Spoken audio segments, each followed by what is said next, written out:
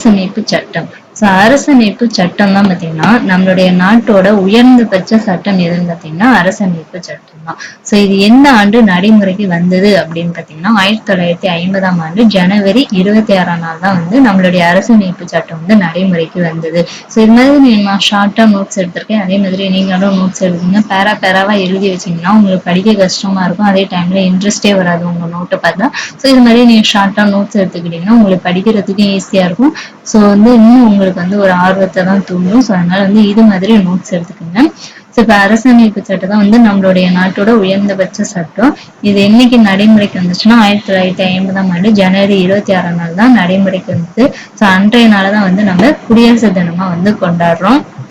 நம்மளுடைய அரசமைப்பு சட்டம் நடைமுறைக்கு வர்றதுக்கு வேறு சில முக்கியமான காரணம்லாம் இருந்துச்சு. அது என்னன்னா 1929ஆம் ஆண்டு லாகூர்ல கூடிய காங்கிரஸ் மாநாடு ஒரு முழு சுயராஜ்யத்தை அடைவது அப்படிங்கிற ஒரு முழக்கம் வலுப்பெற்றது. அப்ப 1930ஆம் ஆண்டு ஜனவரி 26 அன்று முழு சுதந்திர நாளா கொண்டாடப்பட்டது. அதுதான் நமது குடியரசு தினமாவும் ஆக்கப்பட்டது. ஓகேவா? நம்ம அரசமைப்பு சட்டம் நடைமுறைக்கு வந்தது 1950ஆம் ஆண்டு ஜனவரி 26. அது நடைமுறைக்கு வர்றதுக்கு நம்ம அரசமைப்பு சட்டம் நடைமுறைக்கு வர்றதுக்கு பாத்தீங்கன்னா வேறு சில காரணமும் இருந்துச்சு. அதுல முக்கியமான ஒரு காரணம் தான் 1929ஆம் ஆண்டு லாகூர் கூடிய காங்கிரஸ் மாநாடு ஒரு முழு சுயராஜ்யத்தை அடைவது அப்படிங்கிற ஒரு முழக்கம் வலுப்பெற்றதுதான் முக்கியமான காரணம். அதை தொடர்ந்து 1930ஆம் ஆண்டு ஜனவரி 26 தான் முழு சுதந்திர நாளா நம்ம கொண்டாடணும். அதுதான் நமது குடியரசு தினமாகவும் ஆக்கப்பட்டது. அடுத்தது பாருங்க, அரசமைப்பு சட்டம் அப்படின்னா என்னன்னா குடிமக்களோட உரிமைகள், கடமைகள் மற்றும் செயல்பாடுகளை வரையறுத்தல் தான் அரசமைப்பு சட்டம். ஒரு நாட்டுக்கு தேவையான சில அடிப்படை விதிகள், கொள்கைகளை ஆவணப்படுத்துவதும் பாத்தீங்கன்னா இந்த அரசமைப்பு சட்டத்தோட குறிக்கோள் ஆகும். சொல்றோம் நாட்டோட தேவையான சில அடிப்படை விதிகள், கொள்கைகளை ஆவணப்படுத்துதல், அப்புறம் குடிமக்களின் உரிமைகள், கடமைகளை செயல்பாடுகளை வரையறுத்தல் தான் அரசமைப்பு சட்டம் ஆகும். இப்ப நம்ம அரசமைப்பு சட்டம் இப்ப நடைமுறைக்கு வந்துச்சுன்னு பார்த்தோம். அரசமைப்பு சட்டம்னா என்னன்னு பார்த்தோம். இப்ப அரசமைப்பு சட்டத்துல எவையெல்லாம் இடம்பெறும் அப்படின்னு பாத்தீங்கன்னா அடிப்படை அரசியல் கொள்கைகள், கட்டமைப்புகள், வழிமுறைகள், அதிகாரங்கள், அரசு நிறுவனங்களின் கடமைகள், குடிமக்களின் அடிப்படை உரிமைகள் மற்றும் கடமைகள், வழிகாட்டு நெறிமுறைகள். இதெல்லாம் பாத்தீங்கன்னா அரசமைப்பு சட்டத்துல இடம்பெறக்கூடிய வகைகள் ஆகும். இதெல்லாம் நோட் பண்ணிக்கங்க. நமக்கு பொறுத்துக இருக்கு இல்லையா? அந்த இதுல கூட கேட்கலாம். இல்லாட்டி ஏதாவது எக்ஸ்ட்ரா கொஸ்டின்ஸ்ல இந்த கொஸ்டின்ஸ் கேட்கறதுக்கு வாய்ப்பு இருக்கு. இல்லாட்டி கூற்று காரணம் கொஸ்டின்ஸ் இருக்கு இல்லையா? அதுல கூட இந்த மாதிரி கேட்கறதுக்கு வாய்ப்பு இருக்கு. அடுத்து பாத்தீங்கன்னா அரசமைப்பு சட்டத்தை உருவாக்கும் நோக்கம் என்ன அப்படின்னு பாத்தீங்கன்னா அரசியல் கட்சிகளை சேர்ந்த 389 உறுப்பினர்களை கொண்ட இந்திய அரசியமைப்பு நிர்ணய மன்றம் அப்படிங்கிற ஒரு அமைப்பு 1946ஆம் ஆண்டு உருவாக்கப்பட்டது. இந்திய அரசமைப்பு நிர்ணய மன்றம் அப்படிங்கிற ஒரு அமைப்பு 1946ஆம் ஆண்டு உருவாக்கப்பட்டது. இந்த அமைப்போட தலைவர் யார் பாத்தீங்கன்னா ராஜேந்திர பிரசாத். இந்த அமைப்போட தலைவர் ராஜேந்திர பிரசாத் தேர்ந்தெடுக்கப்பட்டார். இந்த அமைப்பு இருக்கு இல்லையா? இந்த அமைப்புல வேற யாரெல்லாம் இந்த அமைப்புல இடம்பெற்றிருந்தார்கள் அப்படின்னு பாத்தீங்கன்னா ஜவஹர்லால் நேரு, சர்தார் வல்லபாய் பட்டேல், மௌலானா ஆசாத், எஸ் ராதாகிருஷ்ணன், விஜயலட்சுமி பண்டிட், சரோஜினி நாயுடு. இதெல்லாம் பாத்தீங்கன்னா இந்த அமைப்புல இடம்பெற்றவர்களாக. இந்த அமைப்புல பாத்தீங்கன்னா ஆண்கள் மட்டும்தான் இருந்தாங்களா அப்படின்னு கேட்டீங்கன்னா இல்ல. பெண்களும் இருந்தாங்க. பெண் உறுப்பினர்கள் எத்தனை பேர் இருந்தாங்க பாத்தீங்கன்னா 15 பேர் பெண் உறுப்பினர்கள் இருந்தார்கள். இதெல்லாம் ரொம்ப முக்கியமான விஷயம். நல்லா நோட் பண்ணிக்கோங்க. 15 பெண் உறுப்பினர்கள் இந்த அமைப்புல இருந்தாங்க. அதாவது இந்திய அரசமைப்பு நிர்ணய மன்றத்தோட அமைப்புல இருந்தாங்க. அதுக்கப்புறம் பாத்தீங்கன்னா 8 பேர் கொண்ட அரசமைப்பு வரைவு குழு சட்டம் ஒண்ணு உருவாக்கப்பட்டது. அதோட தலைவரா யார் நியமிக்கப்பட்டாங்கன்னா அம்பேத்கர். அதுக்கோட ஆலோசகர் யாருன்னு பாத்தீங்கன்னா PN ராவ் நியமனம். 8 பேர் கொண்ட அரசமைப்பு சட்ட வரைவு குழுவோட தலைவர் அம்பேத்கர். ஆலோசகர் யாருன்னு பாத்தீங்கன்னா PN ராவ் நியமனம் செய்யப்பட்டார். முதல் கூட்டம் எப்ப தொடங்கப்பட்டது அப்படின்னு நடைபெற்றதுன்னு பாத்தீங்கன்னா 1946ஆம் ஆண்டு டிசம்பர் 9ல முதல் கூட்டம் நடைபெற்றது.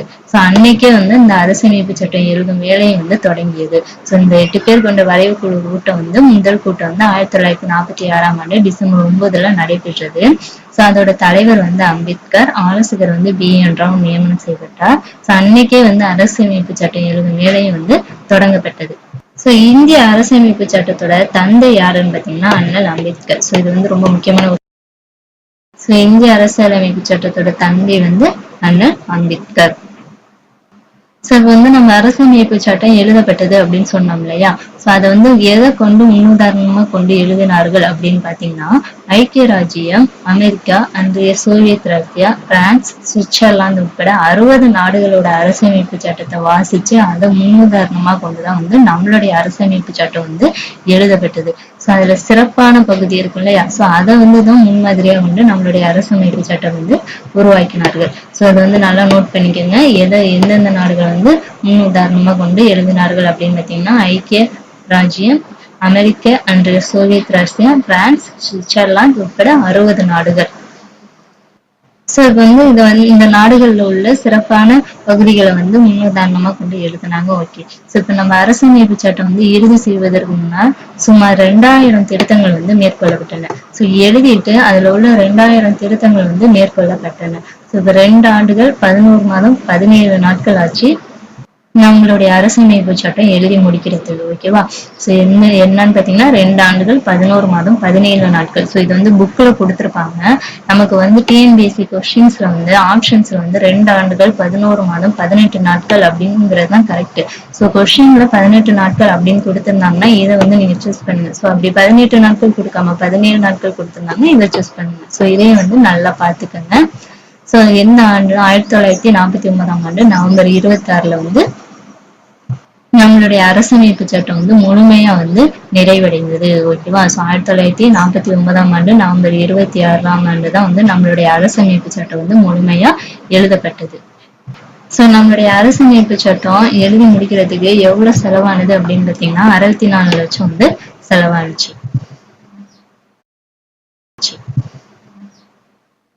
நெக்ஸ்ட் பாருங்க முகப்புரை. முகப்புரையெல்லாம் வந்து நம்ம அரசியலமைப்பு சட்டத்தோட முன் உதாரணம் தான் வந்து நம்மளுடைய அரசியலமைப்பு சட்டத்தோட முன்னுரை தான் வந்து முகப்புரை. சோ இது பாத்தீங்கன்னா இந்த முகப்புரை அப்படிங்கிறது இந்தியாவின் இறையாண்மை, சமத்துவம், மதச்சார்பின்மை, மக்களாட்சி, குடியரசு என்று வரையறை செய்கிறது. சோ இதுல இறையாண்மை அப்படின்னு என்னன்னு பாத்தீங்கன்னா, இறையாண்மை அப்படின்னா ஒரு நாட்டோட உச்சநிலை அதிகாரத்தை தான் வந்து இறையாண்மை அப்படின்னு சொல்லுவோம்.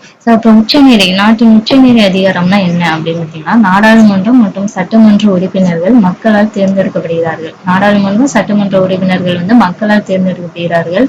அவர்களிடம் வந்து நிறைவேற்றும் அதிகாரம் உள்ளது. இதான் வந்து ஒரு நாட்டோட உச்சநிலை அதிகாரம் அப்படின்னு சொல்லுவோம். ஓகேவா? இப்ப இறையாண்மைன்னா என்ன அப்படிங்கிறது உங்களுக்கு தெரிஞ்சிருக்கும். இந்த இந்திய அரசியலமைப்பு சட்டம் அப்படின்னா மாநில மற்றும் ஒன்றிய அரசுகள் சட்டமன்ற ஆட்சி முறையை பின்பற்றி ஆட்சி செய்ய வழிவகை செய்துள்ளது.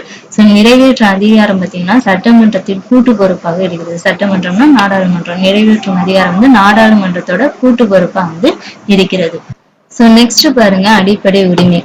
அடிப்படை உரிமைனா குடிமகனுக்கு தேவையான அனைத்து உரிமைகளையும் தான் வந்து நம்ம அடிப்படை உரிமை அப்படின்னு சொல்லுவோம். இந்த அடிப்படை உரிமை வந்து 6 வகைப்படும். அது என்னன்னா சம உரிமை, சுதந்திரமாக செயல்படும் உரிமை, சுரண்டலுக்கு எதிரான உரிமை, சுதந்திரம், சமய உரிமை, கலாச்சாரம் மற்றும் கல்வி பெறும் உரிமை, சட்ட தீர்வு பெறும் உரிமை. இந்த 6 உரிமைகள் தான் வந்து அடிப்படை உரிமைகள் ஆகும். ஃபர்ஸ்ட் வழிகாட்டு நெறிமுறை அப்படின்னா அரசியல் வந்து சட்டம் இயற்றும் போதும் ஆட்சி செய்யும் போதும் கவனத்தில் கொள்ள வேண்டிய சில வழிகாட்டு அரசியலமைப்பு சட்டம் வந்து வழங்கியுள்ளது. சில வழிகாட்டல்கள் வந்து அரசியலமைப்பு சட்டம் வந்து வழங்கியுள்ளது. இதை வந்து நடைமுறைப்படுத்த வேண்டியது இல்லைன்னாலும் அதை வந்து கவனத்துல கொண்டு நம்ம செயல்பட வேண்டும். வழிகாட்டு நெறிமுறைனா அரசு வந்து சட்டம் இயற்றும் போதும் ஆட்சி செய்யும் போதும் கவனத்தில் கொள்ள வேண்டிய சில வழிகாட்டல்களை வந்து அரசியலமைப்பு சட்டம் வந்து கொடுத்திருக்கோம். அதை வந்து நம்ம நடைமுறைப்படுத்தலைனாலும் அதை வந்து நம்ம கவனத்துல வந்து கொள்ள வேண்டும் அப்படிங்கறதுதான் கொடுத்திருப்பாங்க. நெக்ஸ்ட் பாத்தீங்கன்னா ஓட்டுரிமை. ஓட்டுரிமைனா 18 வயசு வந்து பூர்த்தி அடைஞ்சிருக்கணும். இதுல வந்து ஜாதி, மதம், பாலினம், பொருளாதார அடுக்கு எதுவுமே வந்து தடையா வந்து இருக்க முடியாது அப்படிங்கிறது ஓட்டுரிமை. குடிமகனுக்குரிய கடமைகள் என்னென்ன அப்படின்னு பாத்தீங்கன்னா தேசிய கொடியும் தேசிய கீதத்தையும் வந்து மதித்து நடக்கணும். அரசியல் சட்டத்தை வந்து மதிக்கணும். சுதந்திரத்திற்காக போராடிய நமது தலைவர்களை வந்து பின்பற்றி நடக்கணும்.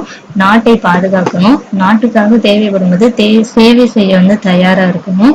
ஜாதி, மத, மொழி, இன எல்லை கடந்து சகோதர மனப்பான்மையுடன் வந்து இருக்கணும். பாரம்பரியத்தை வந்து காக்கணும். காடுகள், நதிகள், ஏரிகள், இயற்கை வனவிலங்குகளை வந்து பாதுகாக்கணும். வன்முறையை தவிர்த்து அரசு சொத்துக்களை வந்து பாதுகாக்கணும். சோ இதெல்லாம் பாத்தீங்கன்னா ஒரு குடிமகனுக்குடைய கடமைகளாகும். சோ அதெல்லாம் படிக்கணுமான்னு கேட்டீங்கன்னா கண்டிப்பா படிக்கணும். காரணம் கூற்றுல கூட இந்த மாதிரி கொஸ்டின்ஸ் கேட்கறதுக்கு வாய்ப்பு இருக்கு. இதை கொடுத்து குடிமகனுக்குடைய கடமைகளா அப்படின்னு கேட்கறதுக்கு வாய்ப்பு இருக்கு. சோ அடுத்தது பாருங்க, அரசமைப்பு சட்ட வரைவு குழுவுல வந்து இடம்பெற்றிருந்த வல்லுநர்கள். சோ அரசமைப்பு சட்ட வரைவு குழுவுல வந்து இடம்பெற்றிருந்த வல்லுநர்கள். சோ அதுல பாத்தீங்கன்னா மொத்தம் 8 உறுப்பினர்கள் இருந்தாங்க அப்படின்னு சொன்னோம் இல்லையா. சோ அவங்க யார் யாரு அப்படின்னு பார்ப்போம். B.R. அம்பேத்கர் தான் வந்து தலைவர். சோ அவரை வந்து சேர்க்காம இருக்கக்கூடாது இந்த 8 உறுப்பினர்களோட, அவரோட சேர்த்துதான் 8 பேரு. ஓகேவா. அப்ப வரைவு குழுவோட உறுப்பினர்கள் எத்தனை பேருன்னு கேட்டாங்கன்னா 8 பேரு. அதை வந்து யாரும் 7 பேருன்னு போட்டக்கூடாது. அதுக்கப்புறம் பாத்தீங்கன்னா என் கோபாலசுவாமி, K.M. முன்சி, சையத் முகமது சதுல்லா, P.L. மிட்டர், என் மாதவராவ், T.T.K., T.P. கேதான். இப்போ இந்த 8 பேரும் தான் பாத்தீங்கன்னா அரசமைப்பு சட்ட வரைவுகளை வந்து இடம்பெற்றிருந்த வல்லுநர்கள் ஆகும். சோ இதோட தலைவர் தான் பாத்தீங்கன்னா B.R. அம்பேத்கர். சோ இப்ப நம்ம அரசியல் சட்டம் உருவான போது பாத்தீங்கன்னா 395 உறுப்பினர்கள், 22 பகுதிகள், 8 அட்டவணைகள் வந்து இருந்துச்சு. இப்ப தற்போது பாத்தீங்கன்னா 448 உறுப்பினர்கள், 25 பகுதிகள், 12 அட்டவணைகள் வந்து இருக்குது. நம்ம அரசமைப்பு சட்டம் வந்து 16/9/2016 வரை 101 முறை வந்து திருத்தப்பட்டுள்ளது. ஓகேவா. அரசமைப்பு சட்டம் உருவான போது 395 உறுப்பினர்கள், 22 பகுதிகள், 8 அட்டவணைகள் இருந்துச்சு. இப்ப தற்போது பாத்தீங்கன்னா 448 உறுப்புகள், 25 பகுதிகள், 12 அட்டவணைகள் வந்து இருக்குது. நம்ம அரசமைப்பு சட்டம் வந்து 16/9/2016 வரை 101 முறை வந்து திருத்தப்பட்டுள்ளது. சோ இந்திய அரசமைப்பு சட்டத்தோட உண்மை பிரதிநிதிகள், அதாவது இந்திய ஆங்கிலம் பாத்தீங்கன்னா நாடாளுமன்ற நூலகத்துல ஹீலியம் வாயு நிரப்பப்பட்ட வேலையில் வந்து வச்சு பாதுகாக்கப்படுகிறது. சோ ஃபைனலா பாத்தீங்கன்னா 6th ஸ்டாண்டர்ட்ல மக்களாட்சி வரைவு குழு முகப்புரை அப்படின்னு சொல்லி கொடுத்திருப்பாங்க. சோ இதையும் வந்து நம்ம படிச்சுக்கலாம். மக்களாட்சினா மக்களால் மக்களுக்காக நடத்துகிற அரசாங்கம் தான் வந்து மக்களாட்சி. வரைவு குழு அப்படின்னா அரசமைப்பு சட்ட வரைவு குழு உருவாக்க அமைக்கப்பட்ட குழு தான் வந்து வரைவு குழு. முகப்புரை இந்திய அரசமைப்பு சட்டத்திற்கான அறிமுகம். மதச்சார்பின்மைனா அனைத்து மதங்களை சார்ந்தவர்களை சமமாக நடத்துதல். சமத்துவம் அப்படின்னா அனைத்து மக்களுக்கும் சமத்துவ பொருளாதார நிலை, சமத்துவ வாய்ப்பு அளித்தல். இறையாண்மை அப்படின்னா அரசமைப்பு சட்டம் இந்திய மக்களுக்கு வழங்கப்பட்டுள்ள முழு அதிகாரம் தான் வந்து இறையாண்மை. ஓகே ஃப்ரெண்ட்ஸ், இதோட பாத்தீங்கன்னா நம்ம 6th ஸ்டாண்டர்ட்ல உள்ள இந்திய அரசியலமைப்பு அந்த டாபிக்கை வந்து ஃபுல்லாவே முடிச்சிட்டோம். ஸோ நீங்க புக்ல பாத்தீங்கன்னா பேராவா இருக்கும். நான் வந்து உங்களுக்கு ஷார்ட்டா நோட்ஸ் எடுத்து நல்லா தெளிவாவே சொல்லிட்டேன். ஸோ இதை மட்டும் நீங்க பார்த்து நோட்ஸ் எடுத்து படிச்சுக்கிட்டா போதும், ரொம்பவே ஈஸியா இருக்கும். ஸோ இந்த வீடியோ பிடிச்சிருந்துச்சுன்னா ஒரு லைக் பண்ணிருங்க. மறக்காம நம்ம சேனலை சப்ஸ்கிரைப் பண்ணிக்கோங்க. நம்மளுடைய ஃப்ரீ பேட்ச்ல ஜாயின் பண்ண விருப்பப்பட்டீங்கன்னா டிஸ்கிரிப்ஷன்ல டெலகிராம் சேனல் லிங்க் இருக்கு, ஜாயின் பண்ணிக்கோங்க. Thank you to all.